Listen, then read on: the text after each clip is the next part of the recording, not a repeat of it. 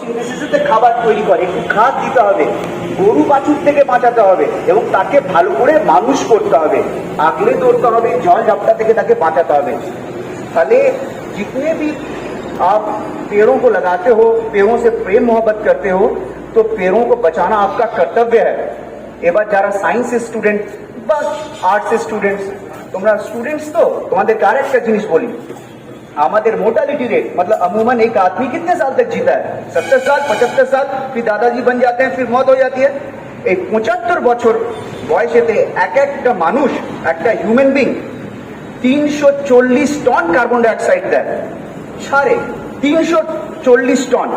আর সেই 340 ton carbon ডাইঅক্সাইডকে যদি nullify করতে হয়, আমাদেরকে লাগাতে হবে 10,500 থেকে 14,000 গাছ একটি মানুষের। এবার তোমরা নিজেরা দেখো যে তোমরা কটা গাছ সারা জীবনে লাগালে।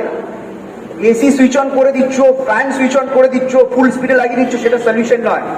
ঝগড়া করতে হবে আশেপাশের লোকেদের সাথে, আমাকে গাছ লাগাতেই হবে। অনেকজন বলে আমাদের কাছে জায়গা নেই, যেখানে জায়গা পাচ্ছ সেখানে লাগাও, উইদাউট ওয়েস্টিং টাইম, ঠিক আছে?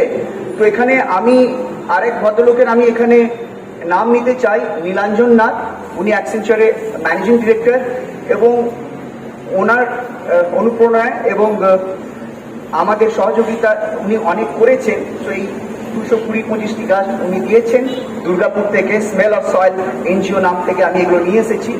তো তোমাদের যখনই গাছ দরকার লাগবে, ওখান থেকে স্মেল অফ সয়েল থেকে ফ্রি অফ কস্ট গাছ আমরা আপনাদেরকে প্রোভাইড করব। তাহলে গাছকে বাঁচাতে হবে, নিজের শিশুর মতন যত্ন করতে হবে, ঠিক আছে? অলরাইট।